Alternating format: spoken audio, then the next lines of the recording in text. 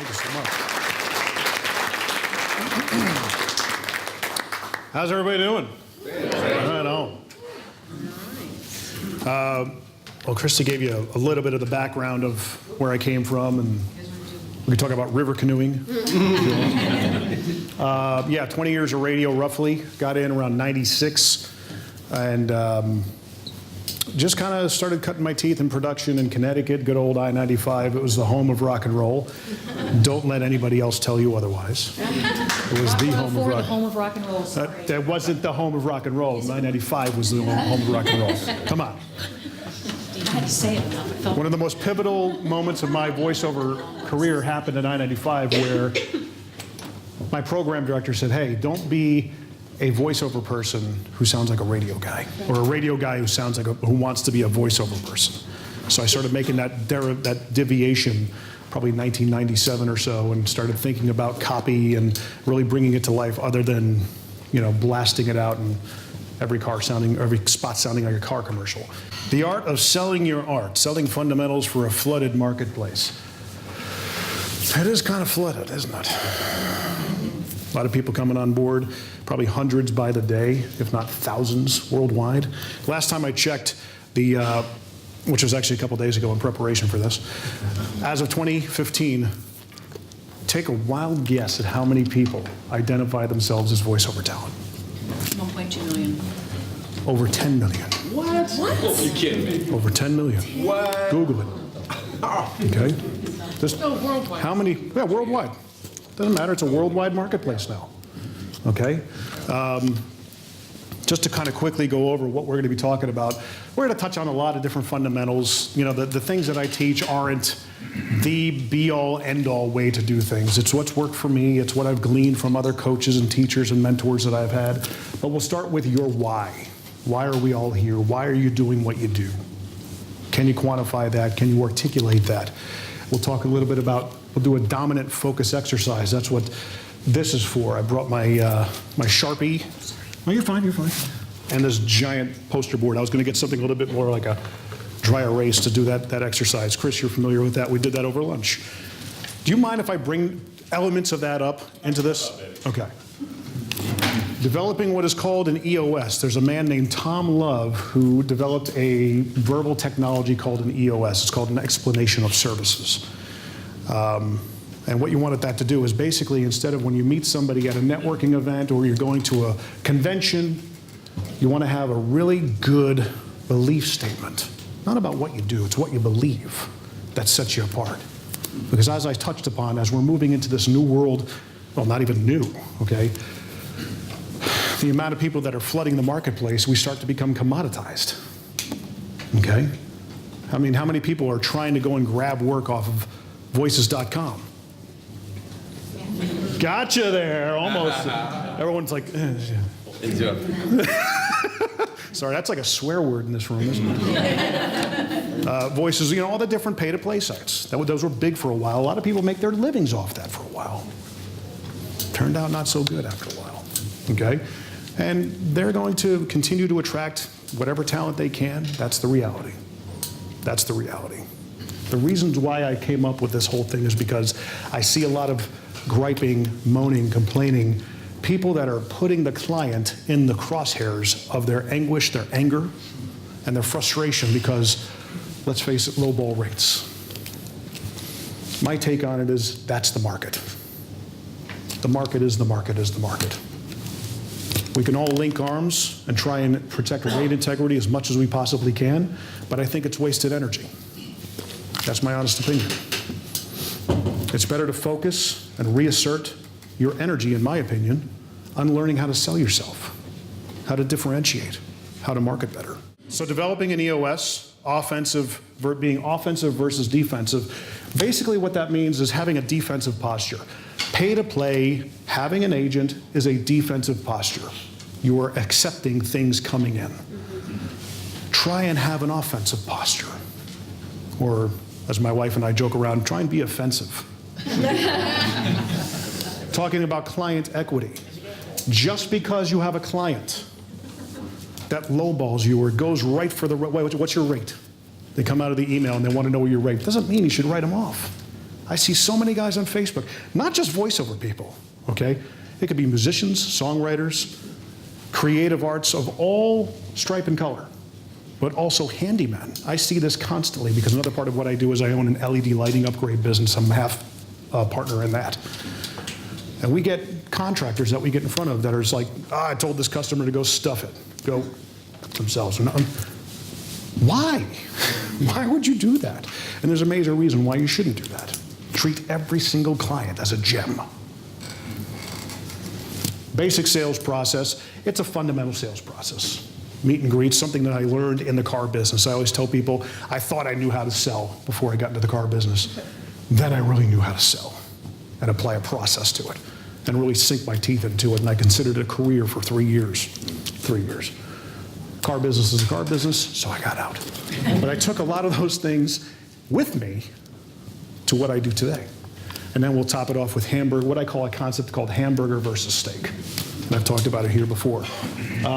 Again, the problem as I see it, why I'm doing this. Over on the left it says wasted time and energy in rate integrity arguments. A lot of time and energy is devoted to that. Why? You can't control the amount of people that are going to Guitar Center or wherever and spending $500 for a mic, a digital interface, some Oralex, some moving blankets, and turning into the closet in their house into a voiceover booth. It is entirely possible.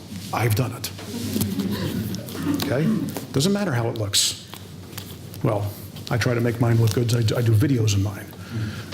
But that's the reality. People are going to glom on to all the different sites, and that's what you're competing with. Complaining about opportunities, prospects, and clients. I address this, I call it client equity. Don't complain about them publicly. Do it face-to-face with somebody. It just doesn't make you look good. I see that all the time on Facebook. I mean, all the different voiceover sites, there's probably 1 or 2 posts a day of some guy lambasting a client. A potential, not even a client, a prospect. They haven't even landed as a client yet. It drives me nuts. I want to reach out to them and say, what are you doing? Okay? We're living in a pretty good economy right now. This is what I call a peacetime economy. How many people have lived through a lot of different ups and downs in economic turmoil? Is it fun? No. There are a lot of people out there, new people, some people from this group, not any present company, that I've dealt with that brought opportunities to, that basically as soon as rate or money was talked and I was trying to get him involved, I'm not doing it. Okay? Texting. I understand what's the hesitation. Well, it's just I don't do anything for less than this. I completely understand. I used to think exactly the same way. What I found is sometimes when you have clients like these, they're worth a lot bigger, a lot more than you know. That's the mindset to have. I hear know your worth thrown around a lot. No one cares in the marketplace. Your clients, your prospects, they don't care what you think you're worth. That's the reality. They care what you sell them, what your worth is. How you sell them, what your worth is. Taking a posture and a knee-jerk reaction and saying, I don't crack my mic for less than $350, which, by the way, I've heard many times from different people, is not a value proposition. That tells the client, I don't care about you. I'm just in it for the money. Dependence on P2P, emotion versus logic. We live in a very emotional, reaction-driven world where logic really doesn't prevail. And this is more of a logic balance to bring to that emotional reaction. Take the emotion out of negotiating. Take the emotion out of how you react to a lowball offer and try and figure out how you can optimize that opportunity. Because the opportunities are still there. The competition is growing at a maddening rate. How many people here are actually full-time in doing this and want it to be their jobs? Very few, a couple part-timers. Do you all realize that you're all businesses? Okay? How many people don't like salespeople? Be honest, it's okay. Not crazy about them? I like good salespeople. Yeah. Good sales, yeah, some people you can learn to, not the, hey, you know. I once had a guy in a car lot, I mean, this was long before I got into the business. He comes up to me, he grabs me, right as soon as I stepped foot out of my car. Hey man, I know the car for you, come with me. And I'm like, No. Wine and dinner first, pal. Okay? The context is it used to be different, okay? Yeah, it used to be different. It used to be great. It used to be 5 guys that did movie trailers. They were pretty much the 5 guys that did them and made millions upon bajillions of dollars doing it.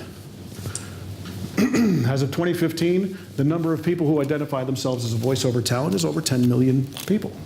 The market doesn't care what you think you're worth. And we're living in a peacetime economy. Now, it's up to you. And again, if you have any questions, raise your hand. This is a conversation, not a lecture. It's up to you to simply amp up selling, marketing, diversification development. We'll talk about that with your dominant focus exercise. Immerse yourself in constant learning. Marinate your mind in good stuff. There's so much crap going on out there.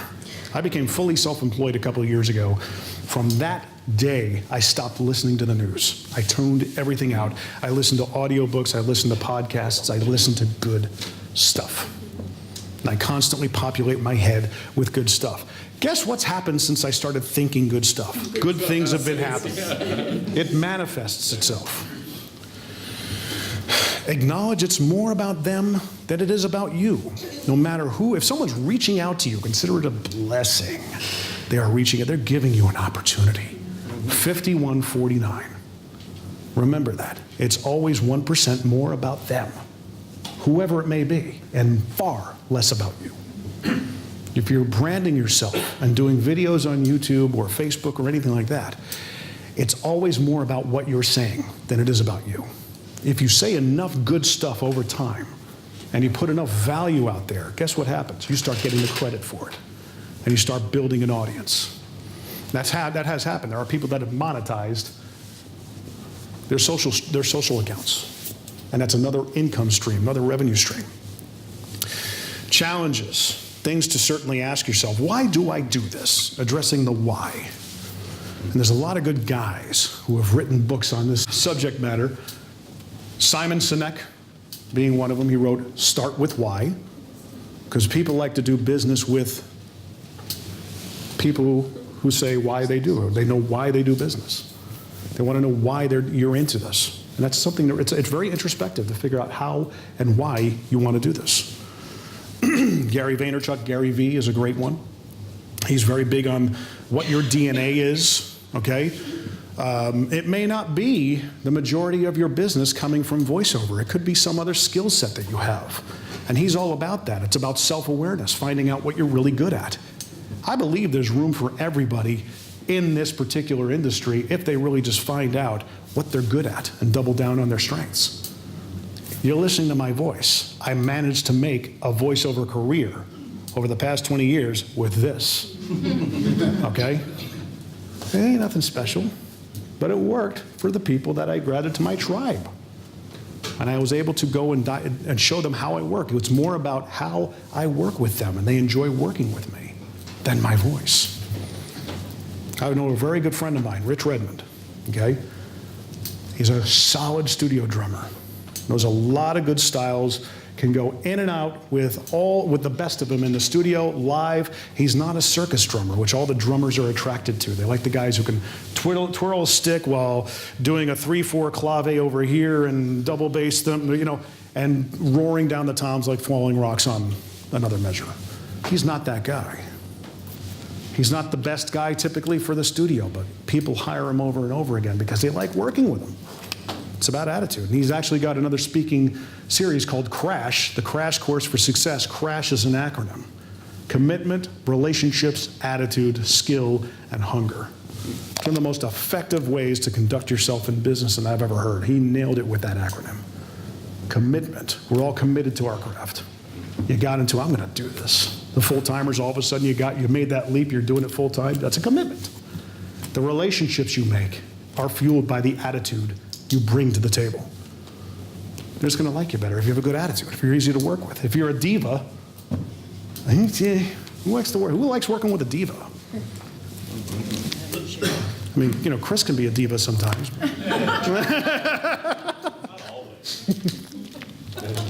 Skill. You come to the class for the skill. We go to VO Atlanta and FAFCon and all the different conventions for skill development. And, you know, getting together with your ideals and stuff like that and your other people. Working on skills is very important. And of course, the hunger. Hunger takes a goal. And that's another thing. How many people have actually written down their goals? What do you want to do this year? You got them? Are they kind of a pie in the sky thing, or is it a number? It's a number? Okay, cool. I got a number and Ask yourself, how do I work? This is a big part of your value proposition. As we get down the road in this presentation, I'll tell you what a value proposition is. How do I work? What do I do that sets myself apart, that makes myself special, that's going to put the blinders on my clients? What is it that I do that's so darn good that will keep them coming back for more? And also bring referrals. Also asking, why is this important to my prospect? It may be about you, but again, it's always more about them. How is this going to help their lives? How is this going to make sure that things work out for them better than it is for you? Honestly, you get paid on about 20% of the energy you expend. Does that make sense? You get paid on about 20% of it. What are my goals? When? When do I want to reach them? What are my prospects and clients' goals, and when do they want to reach them? Much more important question to ask. What are their goals? And that's part of the uncovery aspect of the sales process, listening. You got 2 ears, 1 mouth, listen twice as much. Sometimes they'll tell you how to sell them. Okay? Dominant focus. We'll get into this. I asked for a whiteboard. Jim, I have a really small question. Go ahead.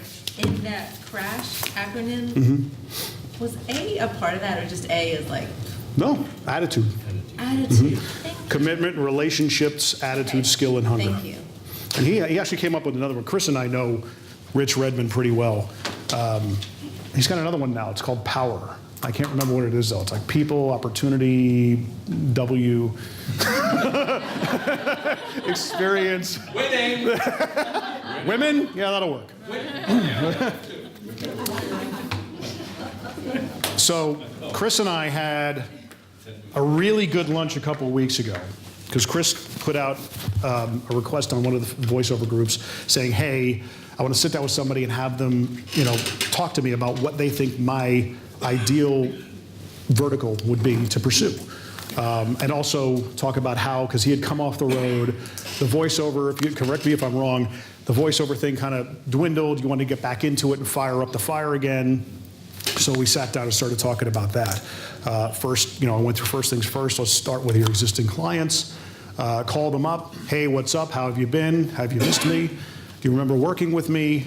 I'm back in the game again. Do you have anything? Would you please keep me in mind? Did you think that what I did for you the last time was of value? Great.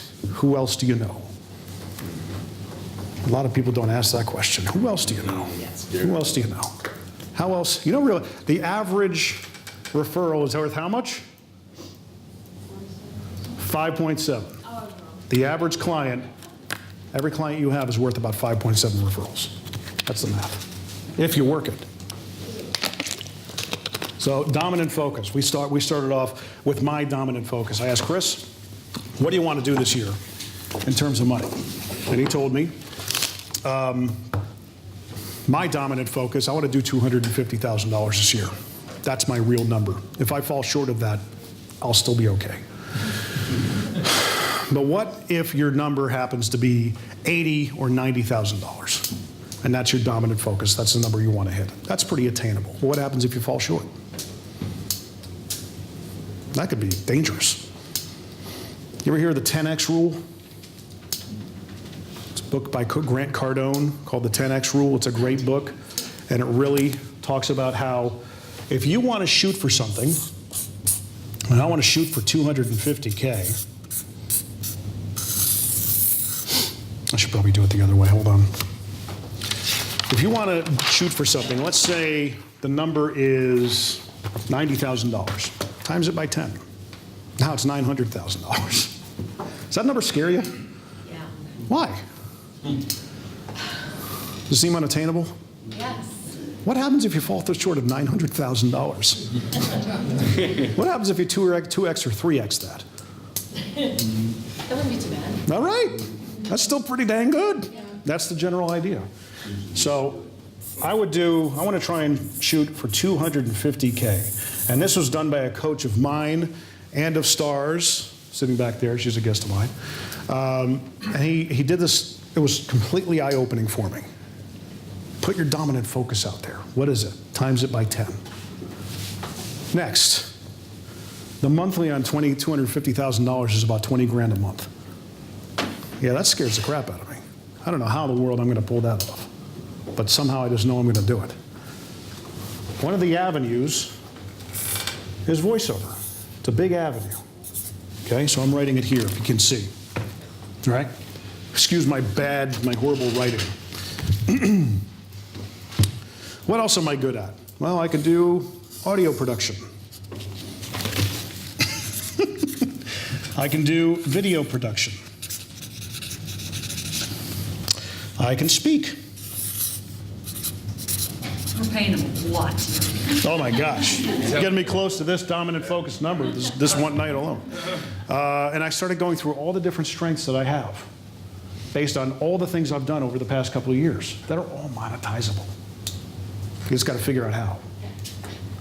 What I'm trying to say is that sometimes voiceover just doesn't do it enough. But you could find other things under that umbrella, under that creative umbrella, if you can do production. In Chris's case, we wanted to get him back into voiceover. So we figured out ways to get back that, and we started doing the dominant focus exercise. Okay, do you know how you're going to hit that number? Why not hit a six-figure number? And we started talking about Chris's background. He came off the road with Christopher Cross. That's a strength. That's a tremendous strength. He's got audio processing background. He can listen to a demo. He's got production background. He can produce his own stuff. Okay? We started talking. We had about 3 or 4 revenue streams set up for you. Then all of a sudden I said, hey, tell me about your rig. Because I just, when I launched into my own thing when I was fully employed, self-employed. I figured the next logical step was to dump $1,500 on a brand new computer. It just seemed logical. And I said, what kind of rig do you use? He goes, oh, I built my last rig about something. I said, wait a minute. What did you say? You did what? I built my last rig. I said, you build your rigs? He goes, yeah. Hello. I can build computer rigs that are geared towards voiceover people. That's a skill set. Start talking about it. How many people here actually coach other voiceover talent? A little bit? Good. That's a skill set. Absolutely. If you have 2 or 3 years in this business, you've been doing it on an ongoing basis, coach people. Figure out an hourly rate that works with your experience. You can absolutely do that. Somebody new that's new getting into it, you're not going to rip them off, but you need to get paid for your time. But that's a revenue stream, guys. And that's the way to think about it. Susan was talking to me about coaching for audiobooks and things of that nature. You've been doing that a long time. There's a tremendous possibility for you to open up a whole new revenue stream there. Christy and I have had that conversation several years ago. And a lot of people, it's a fear thing. It's, I'm not sure if I'm good enough. Well, you don't know if you don't try. Get out there and do it. For me, you have a question? Okay. I can wait if you I'm trying to think of all the different things. I have it written down at home and I got it staring at me in the face. But there are other offshoots to here. What kind of things can I do with voiceover? I can do, I do a lot of podcast voiceover. I can do on-hold messaging. I'm really good at that. Car dealership spots. Radio production, audio production. I can produce demos. I can produce other different things. And I start doing offshoots of all these different things off of those offshoots of my big dominant focus number. Video production. I do a lot of video production with personal brands, okay? And I call them VidSigs. I put them out there for different people. I can go out and produce videos for people that want to put out topical things. Extracting it, that's a whole other conversation. But video also ties in with podcasting because I video all my podcasts for my clients, all the podcasts that I produce, in addition to the ones I voice. Speaking, I've been paid to speak before, okay? Someday I want to write a book. I want to become an author. And then over here, I get into big dot lighting, and that's a whole other stratosphere of potential income as that business grows. At the end of the day, I think I created about 8 different revenue streams with other feeders going into that. I did a podcast the other day with a friend of mine who's I call him a macro wealth engineer, personal friend, not a financial advisor, a macro wealth. He takes what all the financial advisors do and he has the 50,000-foot level view of it and says, okay, here's how to organize all these people, get your protections in line first, get your income, and have everything feeding out. It's a whole other conversation. But he's really good at what he does. He says, why do we always talk about his income streams? Why not rivers? Like, that's a good point. Call them income rivers. Why not? Okay, what's that? Mike Mercurio. He's very good at what he does. He's very passionate about it too. He's part of Monster Producer. Getting into EOS territory. So let's say you're at any question first of all about dominant focus? If you have any questions that pop in your mind, go ahead. Yeah. Do you have any advice on balance? And this can wait till later, but Sure. I've explored many, or if not all of these options that I'm writing that apply to me. Yeah. And I find that it's a little bit fragmented, and I have this umbrella brand, and I'm also a musician, like Christy mentioned, but it's like, it's a lot of plates to spin. So is there anything related to that you can think of as a little bite-sized? What do I focus on? I mean, I have the same problem. yeah, I don't even know what do I focus on, because I know it feels good, and I know it's creating revenue rivers for me right now, which is great. But like, if I want to expand, if I want to grow my number to 250,000, I guess I could do all those things, but I'm like, You're going to be separate. totally. And it happened last week. I'm like, I just got over a cold. I'm like, oh my gosh. Right. Before VO, like I have to get my blood before VO Atlanta, So, any advice on that? Because I could coach every day. I know I could. It's like, okay, well then I have to set that business up, and then I have, Right. I'm a fan of, just execute. Setting up a business and thinking ahead of it and branding yourself in that realm. It comes in time. Okay. Everything's a work in progress, everything. Your voiceover career, your website, different businesses, what you're doing, what I'm doing. I literally, the whole lighting thing came about because while I was in the car business, my current partner and I ran into each other, and we'd had pasts together. We'd been in different networking groups, and he was part of another business, and we finally got together one night, and I said, hey, what are you doing? Long time no see. Oh, I'm into LED lighting. And as soon as he said LED lighting, the light went off in my head. I said, I could sell and I could market that. Nothing happened for a year and a half, and I finally came back around to it. One day I called him and said, hey, what are you doing? Well, I'm doing this other thing now. And I said, well, what happened over here? I'm the LED lights. It's like, oh, you like that? I said, I love it. I got tired of selling stuff that was doing this. Cars, radio. Okay. It's flooded market with video producers. I was tired. I want to sell something that's on the rise. LEDs are it. And we started that day, and here we are 2 years later, and we've got close to $3 million in the pipeline. So we're getting there. It's just commit, focus, do. Pace yourself. And I think the story, implicit in there is that it's about timing too. Yeah. It's about, you have an idea and it gestates for a while. Yeah. And then Sometimes you just get the opportunity and go. If you have the opportunity to coach, take it. You can work it into your day. Yeah, and I have, but I'm just like, oh, I can do that more. But then I want to do it's so I get it. Cool. I got a wife, 3 kids, a house, mortgage, health insurance to pay for, the whole 9 yards. Car payment. So it's a hustle. It's not easy, but it can be done. My point is basically don't rely so much on the voiceover part of it, because there's a definite way to build that up and have that be one of your main rivers of income. But why not have a whole bunch of them? Okay. So explanation of services. This is a technique developed by a guy named Tom Love. I want to give him the credit, make sure I do. Let's say you're at a networking event. Maybe you're at VoiceOver Atlanta. Maybe you run into a client, a prospect or something like that. What do you do? Susan, how did you describe this, based on the conversation we had this morning? What do you do? How did you describe that? I'm a voice actor.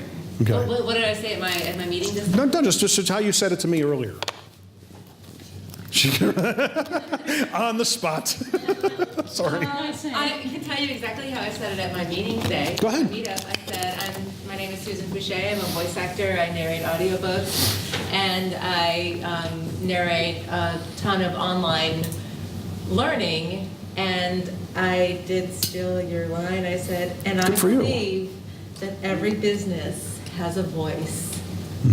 And here's what I am looking for. Blah, blah, blah, blah, blah. Right. But somebody came up to me afterwards. He said, "I really like how you said that." Because you know what? When you start with a belief statement, let's say I meet somebody and I say, you know what? Hey, what do you do? I'm a voice talent, but I'm a voice talent who believes that every business has a voice. Every book has a voice. And I try and provide that voice for that business, book, podcast, things of that nature. There's a voice in there, and what I do is I try and find it. How do I do that? I do it by doing yada, yada, yada. I've done this for so-and-so. I've done this for blah, blah, blah. All these types of things. Doesn't that sound better than say, I'm a voiceover talent? And it's intriguing enough to say you're a voiceover talent. People are, that's the tip of the spear. People are going to take that and run. But if you just came out, if you're in a room full of voiceover talent, all of a sudden you start standing out a little bit. Because it's a belief statement.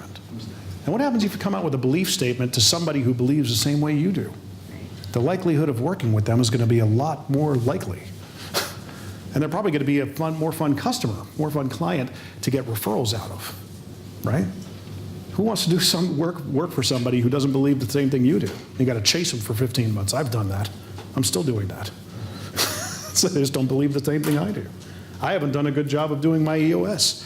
But there's actual classes that devote themselves to coming up with, articulating what I believe, why I believe it, what I do because of it, so anyone can understand how I do it different, who I've helped, and a call to action. Call to action is basically, is this something we can both agree on to at least have a coffee over? Next step. And at that point, you get to lay out your value proposition. Well, first you get to listen. Then you get to lay out your value proposition, which I believe is the next slide. Yes. Cool. So, Can you go back? go back. Any questions on EOS? It was like a real kind of surface level crash course on that. I mean, I understand that a full class could be taught on it, but I mean, what's a way to get into that belief statement? Is there sort of a fast route into when someone asks you what you do? Well, just identifying what our belief is. Like what. That's up to you. What do you believe about what you do? Oh, I know. I get that. I'm just saying, is there a technique for finding out? Because I believe a lot of things about what I do, but to identify the core belief or what's foundational to that, I didn't know during your. There's a book. Just read the book. Okay. Well, no, it's called Start With Why, Sinek. Start with Sinek. And then he wrote another book because a lot of people are great. I don't know what my why is. So he wrote a book called Find Your Why. But either of those books are great stuff. I mean, they talk about Apple and Amazon. Believe it or not, Amazon's got 4 core pillars of beliefs, one of them being customer centricity. They want to always have the customer being, it's that 51-49 principle, always having the customer it's treat them like gold, Right. because they'll start being flaming advocates for you. That's what we all want. Yep. You have other people talking about what you do to other people. Oh man, that's great. That's terrific. But very good. Client as a project, how much? FaceTime. Why did I write that? Oh, I know I write that. So they come to you with an email. This is basically the sales process as I kind of laid it out. Basic steps. They come to you with a project. You get an email. Hey, we got a 60-second radio spot. How much do you charge? I hate it when I get those emails, but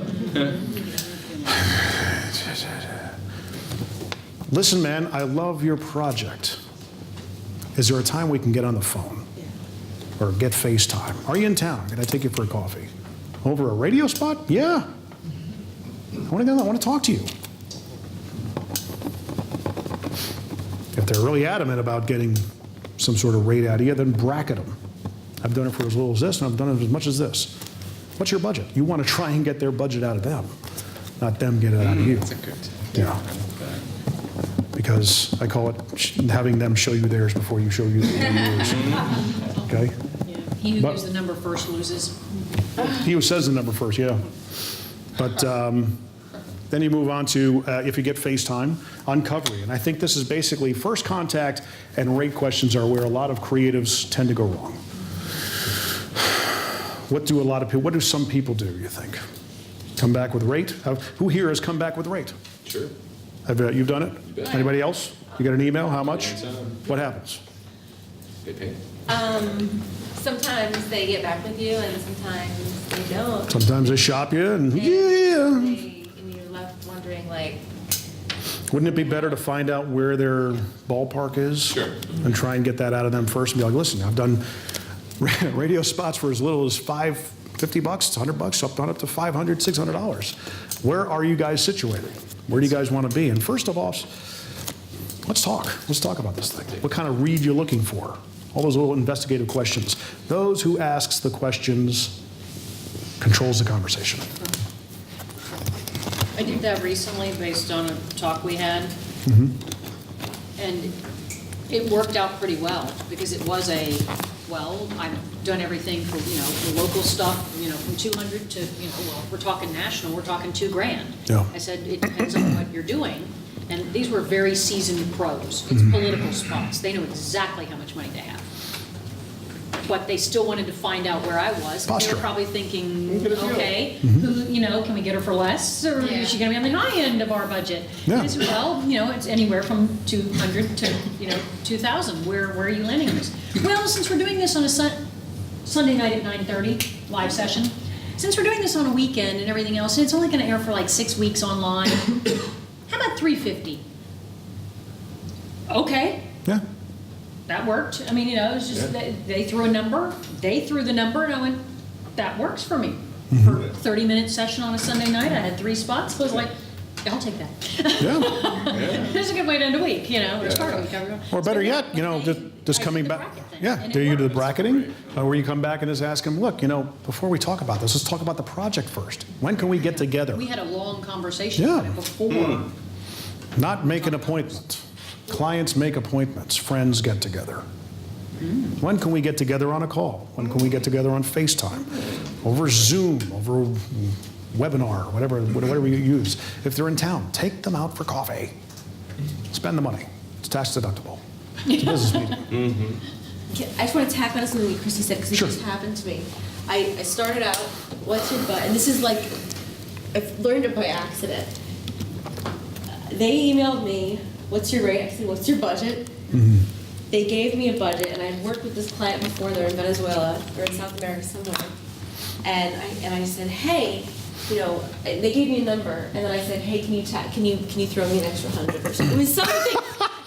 You got right to the chase, man. Yeah, and I got the money. They gave me more money, so it's like Power of the ask. it just keep. And then if they don't email you back, then they're not worth dating. But if they do, sometimes No. yes. I'll stop you right there. I'll actually challenge you on that. Tell me, They yeah. are worth dating. Sorry, okay. They are worth dating. They're a gem.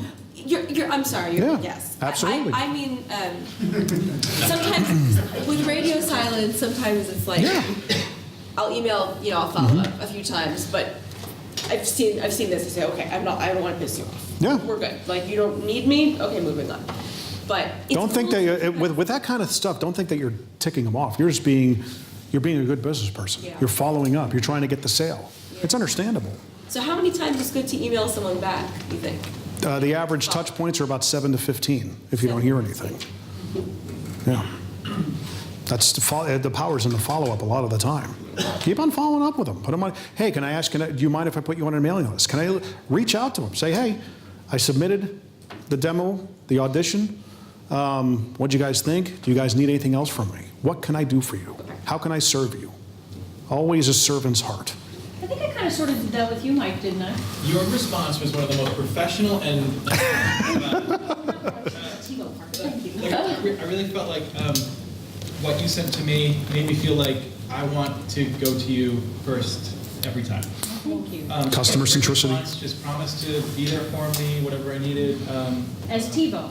I actually did it as T-VOE because he reached out and I thought T-VOE is a good place for him to go. And so I made it about T-VOE and about us, that whenever he has a project, whether it's female or whatever, we as a group are here for him. but me as the mouthpiece at that point, Yeah.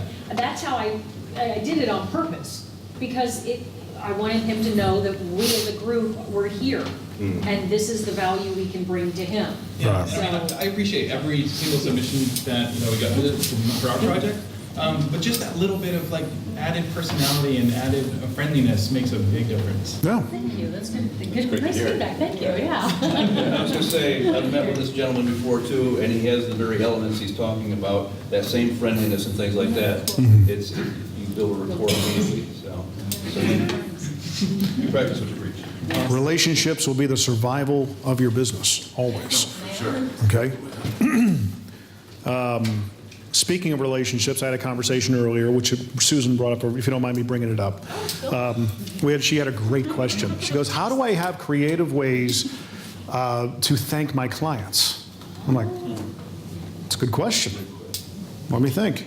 And I started just kind of rattling off ideas. You could send them cards, you can call back, hey, what's up? I've always found there's power in calling people up with a genuine want to know how they're doing. I'm just not just asking, how are you? I had a guy one time, he's like, no, really, how are you? And I was like, good, is there something on my face or something? Or do I have that piece of moss hanging off my teeth again? But, literally just, I want to know how you are. That would make me remember anybody, And we talked about, I said, anybody, if they're likely online, on Twitter, on Instagram, Facebook, Snapchat, look them up. What were their last 5 tweets? What are they talking about? Do some reverse engineering in terms of who they are. What do they like? Do they like the Patriots? Do they like the Titans, the Preds? Are they into clay potting? And get them a gift in line with that. That shows you did your homework, man. I just want to thank you, especially, you have a lot of clients giving you get from the same source. I need to do a better job of that. I know that. I've got a client in England that paid half my income last year. I'm like, I should really probably do something for them, But just reverse engineer. It's a great way to keep nurturing those relationships. I did thank you gifts at Thanksgiving instead of Christmas gifts. And I always send something from Nashville, because a lot of people think that that's really cool that I'm from Nashville. So I milk that, I use that. And I sent tea towels from the Loveless. Number one, they're not very expensive. Number two, they're easy to mail. Yeah. Stick them in a padded envelope. But I put the towel said, "You're sweeter than pie." And my grandmother has a famous pecan pie recipe. I typed that up, put it on a card. On the other side, I hand-wrote a note, tied it to the towel, put it inside. I sent only my top 10 clients this gift. Out of 10, 4 people actually made the pie. They actually emailed me saying, my family thought that was the greatest pie. Oh, wow. Wow. 4 out of 10. I was like, I won. Just having one people make it, and they sent me pictures. I had clients send me pictures of the pie or send me pictures of the tea towel in their kitchen. I was like, my God, maybe I'll do this next year. I said, try again, I can't do that again. All the other new clients, those are the ones, that's what I'm sending, because it worked. So just get creative with it. It just happened to be something I thought of, and it just worked. I saw those towels, and I was like, okay, and pie, and I connected it. So, we have another friend, Kelly, who does stuff. She's from Georgia, and she is very big about local stuff. She sends local gift baskets of local, jellies and jams and whatever the local people are in her area that she's trying to get as clients as well. She mentions the heck out of them, and she just uses that as a marketing. Yeah. Even telling that story and showing pictures of the pie on your Instagram, Facebook, and everything as a story to tell. Yeah, I need to do that. It creates interest in your personal brand.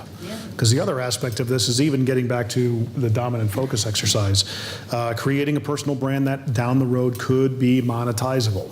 The world is getting into influencer marketing. So if you're the expert on something, like I try to be on voiceover and taking advantage of my 20 years on doing this, I try to be, I've actually started a show where people can hashtag Ask JMVO and ask me whatever they want to know about voiceovers. I'll share. It's about 5149. It's about more. For me, it's more about my legacy, about how I'm viewed. If I've helped somebody, great. It's less about me, more about the person. I tag them in it. I answer their question the best I possibly can, which means I probably don't do a very good job, but at least they know I've actually answered their question. It's up in a video form on YouTube. I've tagged them back. If I'm even feeling more rambunctious, I'll seek them out on Instagram and start being a creeper and tag them out there. But, I've got about different, talk about spinning plates. I run an LED business. I do voiceover. I do a lot of video. I produce a weekly podcast to the best of my ability. I produce a podcast on a monthly basis with a buddy of mine. I'm trying to think, Eventually, it's fun. But you didn't start those all at once, I bet. I would imagine.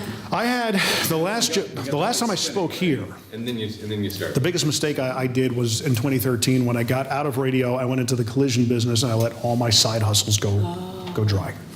I concentrated on one client, my employer, and in the first week that I started with him on a great salary, yay, we finally made it. He fired 7 people.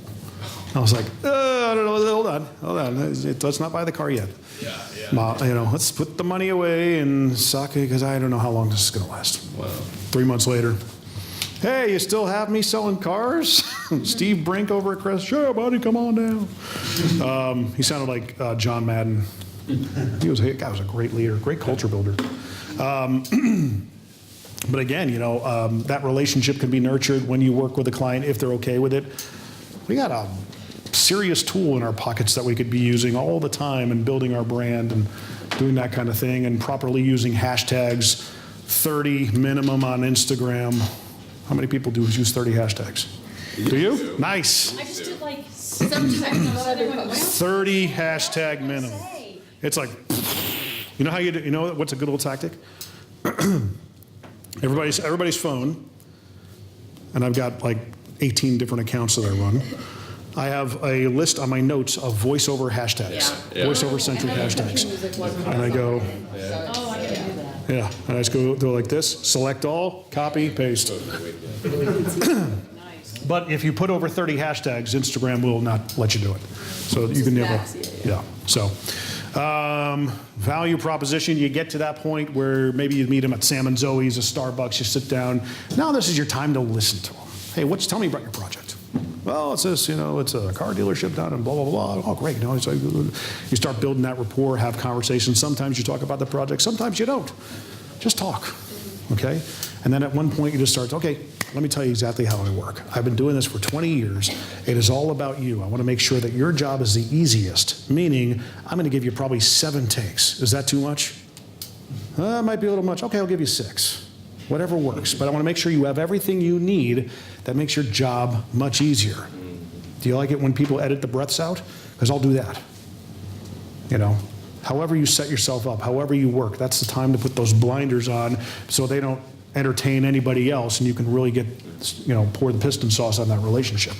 Then you get to the close. I actually, between the value proposition is what I call a trial close. It's in the car business, we would come off the test drive, and that was I've earned my ability at that point to ask, is this the car for you? Did you like the way it felt? Do you like the color? Do you like the feel of the seats? Do you like the smell of the car without me in it? Do you like all these different things? Would you care to see some purchase options? Yeah, I would. Game on. Come with me. In this case, can we both agree that us working together would be something that we can do? Yeah, I think we could. Great. What's the next step? Do we book the session? Do you have to meet with somebody else? Every single meeting you have, your goal is to get what I call a mini commitment, or the commitment, or actually book the session. A mini commitment. Well, I need to talk to somebody else, but I think we should be good. Great. What time and day are you going to be talking to them? And do you need me there? Ask those questions. Since a lot of this is online and you'll never meet, session in England today, but they're all over the place, or a lot of your clients are not here. Yeah. Would offering kind of the early close kind of thing maybe be, send me your script, I'll read it, a couple of lines or, a paragraph of it, if it's longer, a little bit of it, just to get the feel and see if this is really right for you, Is that a good thing to offer as a close, I don't know how to. Shoot me a script, and if this is something that you think is good, can we both agree that this will work for both of us? Yeah, I think so. Great. When can you shoot a script over to me? Mini commitment. Okay. That's a mini commitment. Even when you get, every little thing can have a little bit of an ask. Try and get something out of every meeting if you can. Moving over to the close, obviously, is basically saying, if this works for you and it works for me, let's dance. I have a guy, speaking of the ask, and this is getting back to what you were talking about.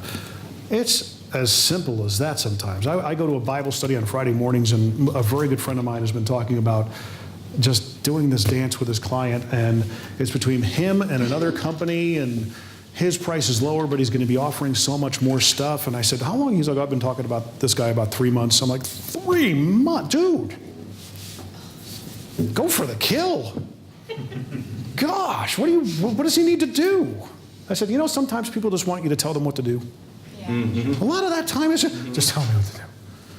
I said, get on the phone with him. I said, Mitch, promise me today that you'll get on the phone with him and say, dude, have you seen enough to make a decision? Have you seen everything that I've given you? Does it all make sense? Yeah, it really does, but, dude, no buts. Let's just do this. Does that scare you, saying something like that to somebody? Let's just do this. How many people have danced with a client for weeks or months? Okay? Yeah, maybe a little bit. A week A or little two. bit. Yeah. Come on, man. Get off the pot. Yin yang. We doing, sometimes it's a little brash, but do it in your own way. But sometimes I've gotten down to that point where I just ask. I'm going to tell this story again. Going back to my car sales days when I was wondering what I did with my life, but I was learning in trial by fire, I had gone through like a 2-week dry spell.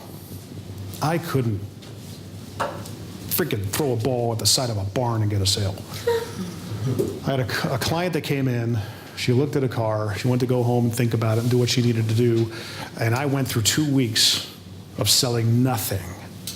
And I was thinking about, at this point, I'm going to owe the dealership money. I'm like, I've got a mortgage. I got the wife. I'm like, this is completely out of my comfort zone. That girl showed up on a Saturday after me and I was at bat 3 times, swing and a miss every single time. She came in, a switch went off. I'm like, you are breaking this spell today. Hi. Nice to see you again. Come on. I am selling you a car today. Come hell or high water. It was that determination. It's happening. It's on. You like the same car we did? Yeah, let's go take a look at it. Great. And they sold it.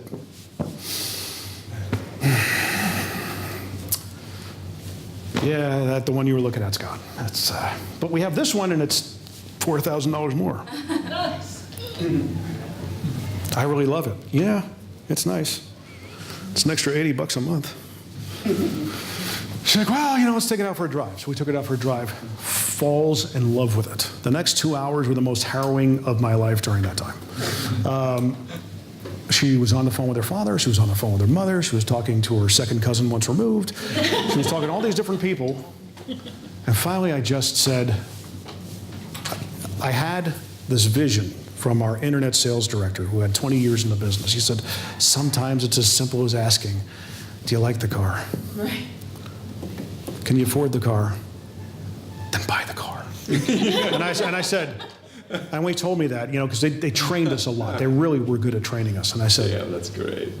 if you were to say that to me, I would laugh at you. He's like, try it. I'm sitting down with her. I'm being very kid gloves right now. And I see his face in my mind. Do you like? And I'm like, I can't believe I'm about to do this. I said, hey, I know what you're going through. It's a tough decision to make. I really think it is. Let me ask you this: if I'm stepping over the line, just tell me. You're about 23. Should I 20? Yeah, 23. I was here. Husband, boyfriend, anything going on like that? Nothing. So I'm married. Can I assure you that there are probably going to be only a few times in your life where you're truly going to you can do something for yourself. Because you're always going to have some other obligation that's going to take your focus away or so. I really want this, but I got to go over here, okay? Right? Yeah. Wife, kids. As you get older and you have all the obligations, it becomes so far less about you. And I said, there's one thing in your life that you're up there. Just this is your chance. I said, you really like that car. She's like, oh my gosh, she was so emotionally attached to that car. And it was like, at this point, I was just, let's figure out how to make this happen. She had a side hustle as a graphic designer. I said, you make money off this? Yeah, I got good clients in this business, and I've got, her career had just started. I said, great. Would it be reasonable to take a bit of that money and help pay for the offset of the payment? Yeah, that would actually, I could do that. Oh, okay. Do you like the car? And I'm like, I love that car. You can afford this. You can make this work. Yeah.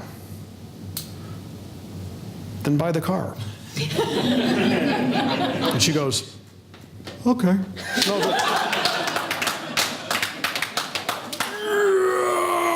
freedom! It's like the hex had been broken. I felt like the world. I was like.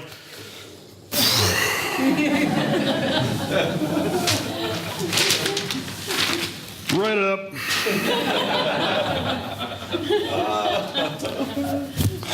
Oh, that's right, I got to write it up, never mind. Then I'd come back and write up the car, delivered the car, and I was just like, it's broken.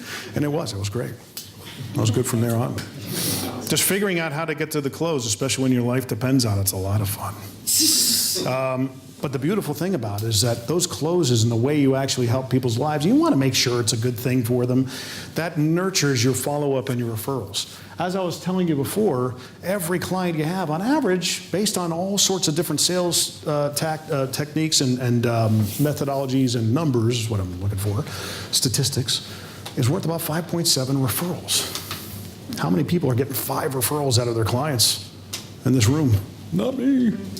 That's a tough thing to do. But surely at that point, and I also bring this, and we talked about this about today, you can also bring those referrals into the conversation of reviews, okay? Because reviews help you get referrals. I'll say something nice about you is if you have a Facebook business page set up for your voiceover business or whatever other businesses that you do, or production or creative or something like that, have a rating system set up and fuel it, okay? I do encourage my clients, hey, did I do a 5-star service by you? Was it a 5-star service? Oh yeah, absolutely, great. Because anything less than a 5-star for me is failing. Okay, Facebook has got reviews, right? 5-star reviews? Yeah, I would love it if you would leave me a little blurb and a 5-star review. If you don't feel it was a 5-star service, let me know how I can make it a 5-star service. I really want to make sure that you feel right leaving me a 5-star review. What have I done in that past 30 seconds? Anyone? What did I say over and over again? You said 5-star about 7 times. Right. Think they get the point? Okay. In your email, I'm not sure if I would leave it in my signature, but I would surely have a follow-up, some sort of a loosely based follow-up template email for every client that encourages that, or at least get on the phone with them. Okay? For those people who haven't, you're developing that relationship. Encourage those 5-star reviews. And while you're on the phone with them, hey, do you, everything go right? This sounds great. Yeah, could you send me the copy? I'd love to hear it. Because all of a sudden they get to show off what they've done with it. Do you mind if I post it and tag you guys in it and then expand the exposure on it? Hey, I was the voice on here, yada, yada, yada. That would be great. Would you do that? Absolutely. Would you leave me a 5-star review? Absolutely. Hey, I make my money on a lot of the ways I make my money and make my income is by referrals. Who else might you think, who else do I need to be helping? That's a great, simple question. Who else that you know can I help? Ask that question.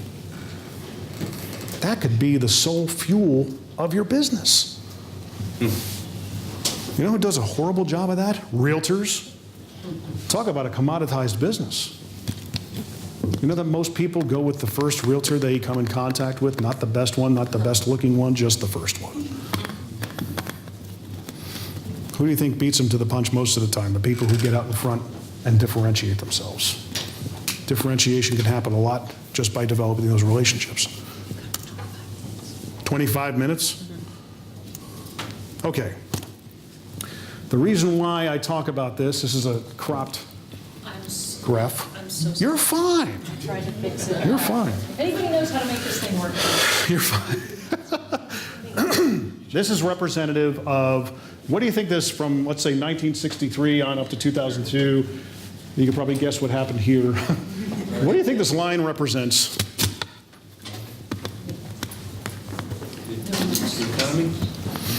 Unemployment. All right. And I just happened to like, okay, how am I going to wrap this up and open it to questions? Unemployment.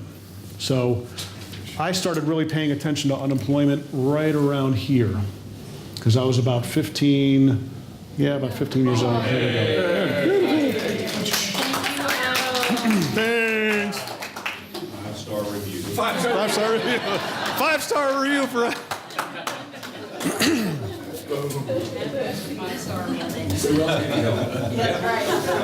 Yeah, who else got to help? You always help me.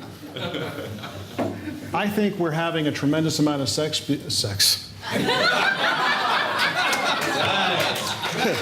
5-star review? Who else do I need to be helping? Jim talking, take 2. What age were you at when that happened? So right around here, we all know that was like 2008. We came down here, we're right about here now, or probably over here somewhere. This is the downtrending unemployment numbers, okay? Obviously, we know what happened in 2008, everything rocketed up. The reason why we got to think this way and treat every client, that client equity, as a gem and not write them off. Don't write any of them off. Because if you can't make a deal, you can make a friend. Okay? You never know who that client will know.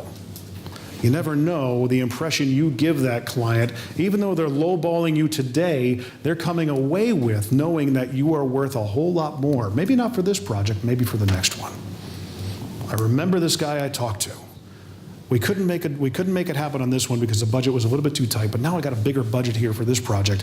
Oh, and by the way, I've moved on from this production house or this agency onto this agency. I remember this guy. You might want me to reach out to him. He's actually pretty good. Yeah, go ahead and do that. You see what I'm saying? The equity. Just because someone gives you a lowball rate, don't just write them off. Never write them off. Ever. There's equity there. Based on, you can show them how you work.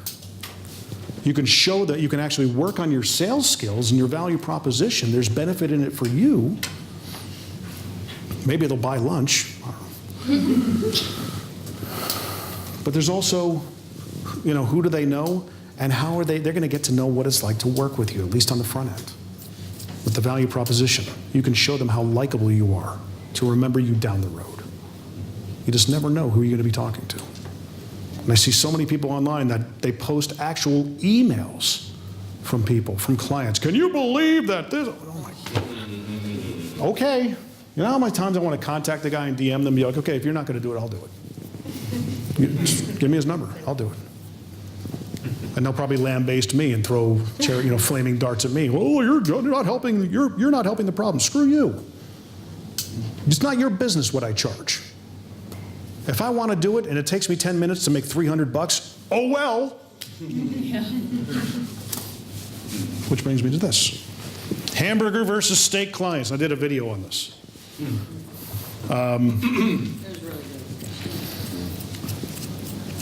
Those hamburger clients can help you weather that storm. Can you imagine telling a client to go stuff it in 2008?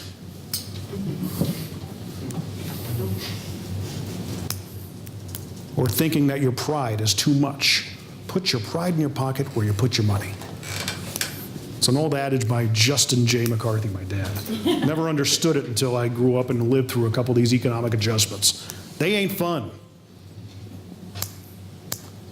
I saw a guy go through the 80s, my father, build up a business to $1 million, $2 million a year business, which back in the 80s was a lot of money, making a very good salary, to, when I became a teenager, have to pull everything in, move the business into the garage, and one day while we're outfitting our garage, thank God we had a garage, gratitude, and a house, and be able to pull the business, what we had left of it, into the house. and we're putting up a light. I remember it like it was yesterday. I was probably 14, 15 years old. A guy we bought all the toys, had the RVs, the boats, all that stuff. I had a childhood that I didn't want for anything. To all of a sudden look at me, I looked down on the ladder, hey, why don't we get a pizza for lunch? He looked up at me and he said, can't. No, why not? Can't afford it. A pizza. Mm-hmm. 12, okay. Never forget that. Don't take them for granted. The Hamburger clients are gold with who they know. Their rates may be low, then back it down. How long is it going to take you to do the job? If it takes you 5 or 10 minutes to make $50, what are you complaining about? What does a greeter at Walmart make? $13 an hour? Oh, I'm sorry. If it takes you $50, it takes you 10 minutes to make $50, I think you're doing better than a doctor at that point. So make sure that you just appreciate them. Because those steak clients are nice. They come along, but it's about the sales process to really find out if they're a steak client. Because they got equity and value too. That's the whole purpose of this whole presentation. It was like a catharsis for me. And how it drives me nuts. And if anybody knows anybody at VO Atlanta or FAFCON for me to speak, I'd be more than happy to. So I'm sure I'll ruffle some feathers, and I don't mind that. Okay? It's basically saying it's a gem, it's gold. I have a good story about that that will probably surprise a lot of you guys. Back in, it says 2004, the writer's strike happened, and I was working on a government contract at the time, and it was mandated that we use, set that had to be SAG-AFTRA talent, and they were all coming out of LA, and we had to use certain agents. And the writer's strike happened, and all of a sudden, no one was hiring voice actors at all because they couldn't. If they were union, they were not allowed to work. Our contract, because it was for the armed forces overseas, was exempt from all other contracts and laws. So while they were for 5 years, it was a 30-second spot or a 60-second spot, it was 5 years minimum, which is a long time in VO. And normally that would be thousands and thousands and thousands of dollars. $462, that's how much it paid. When no one was working for months and months and months on end, these guys loved it. And when I'm talking about these guys, I'm going to throw out a few names to you. Maurice LaMarche, Rob Paulson, Jim Cummings, Melissa Disney.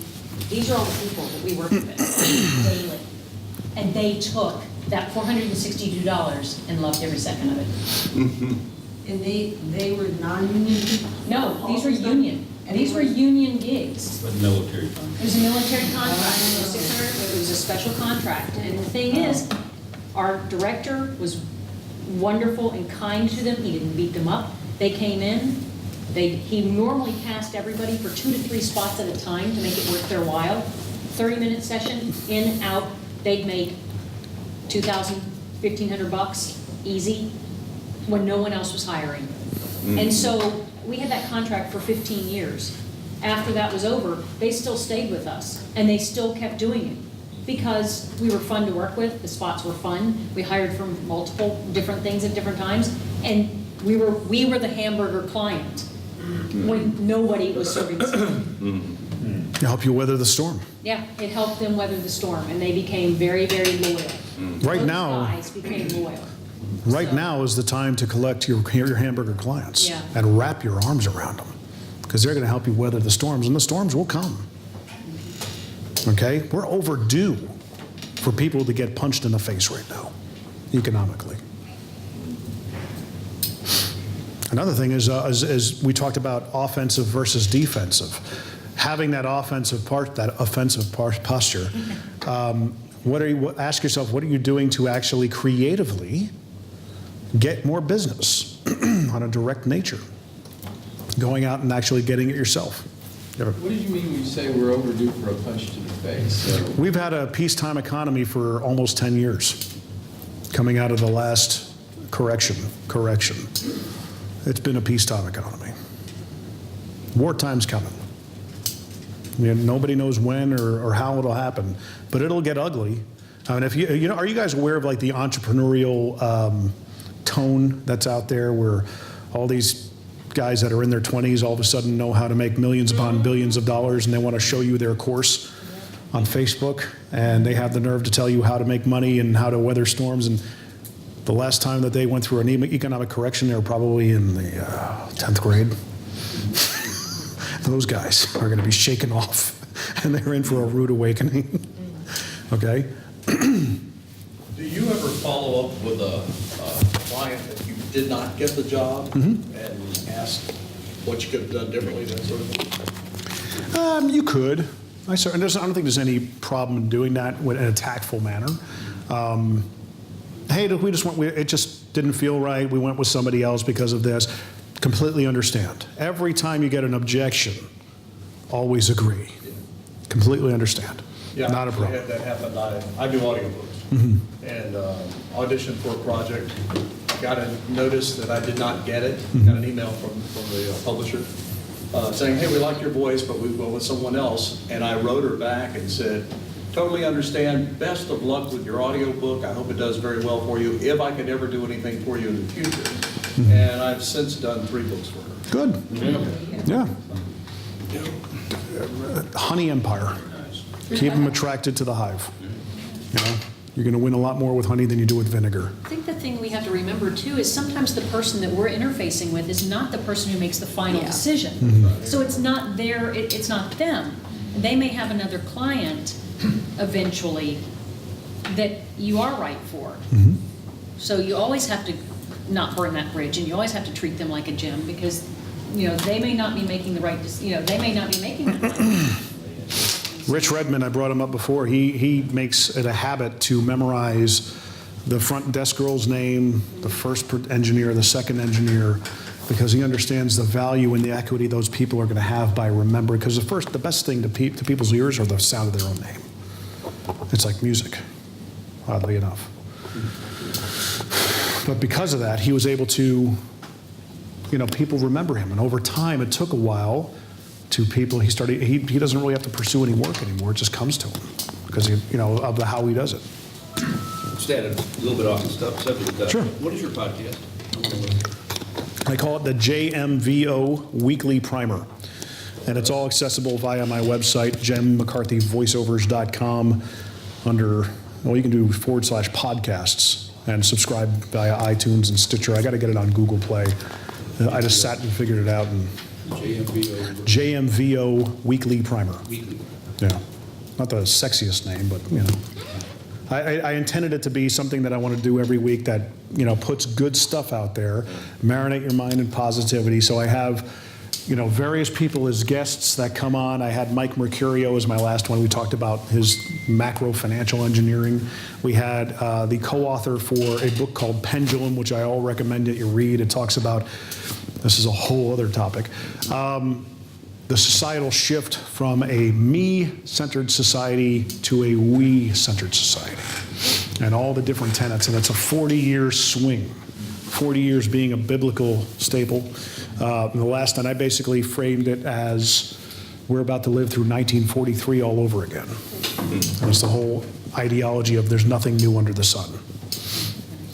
And the upswing, and we're about to hit the zenith of a we-centered ideology here in 2023.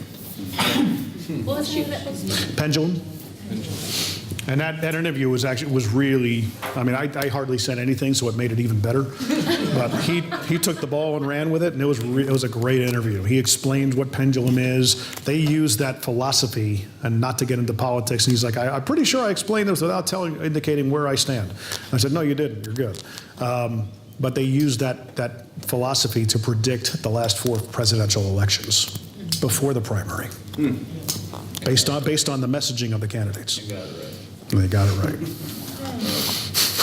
And I was like, even? He's like, yeah. I'm like, really? I said, because I was surprised. And he goes, we called it. I'm like, wow. So that's all in that book? They talk about that. They bring it back 3,000 years. stuff. I gotta read this. They bring it back 3,000 years, and the pinnacle of a we event. They analyze all the different cultures, music, books, events, and what kind of tone that they had. And they break it down far better than I can. It's we versus me, and none of which are bad or good. They're both beautiful in their own terms, but as we approach a zenith, it's about taking a good thing too far. And then the next generation comes back and starts forcing the pendulum back down. What's the name of this book? Pendulum by Roy H. Williams and Michael Drew. And if we had an extra 20 grand, we could bring Michael Drew in to do the whole presentation. Yeah, no kidding. Yeah, when you find that 20 grand on that. Yeah. Hey, dominant focus, Yeah. right? Hey, 10 that's exit. working so far. I wanted to just add something about what you were saying about follow-up, people who you don't even get the business from. And this is from like Mark Scott, who I get his little email thing, and we're Facebook friends and whatnot. And he's a big VO guy, and he kind of talked about this idea of like, even if somebody doesn't answer you, you still email them back. Like, hey, I emailed you, and I know you're really busy, but could you go ahead and email me back? And because you never know. Like, you don't. I think, like, for me personally, I always think like, oh, I bothered them, and he doesn't want to, or she doesn't want to talk to me, but that's really not the case. And Staying on the radar. yes, exactly. That sometimes it really is like, oh, I just forgot. Yeah. I'm really glad that you emailed me again. And that it's totally okay to, quote unquote, bug people. You ever have some people just pop into your head and you reach out to them and all of a sudden, I was just thinking about you. Right. There's a reason that happens. Whenever I think about, well, am I going to bother this person, I always posture as an apology.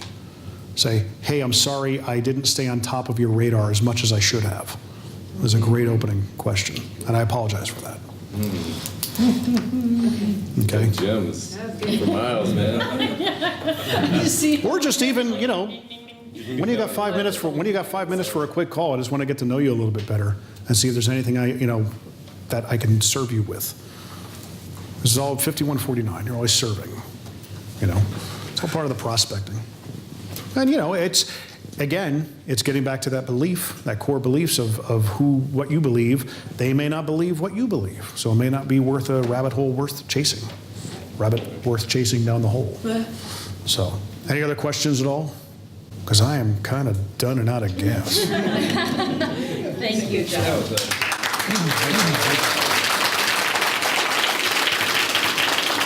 Thank you. Thank you so much. Always a Really pleasure. awesome.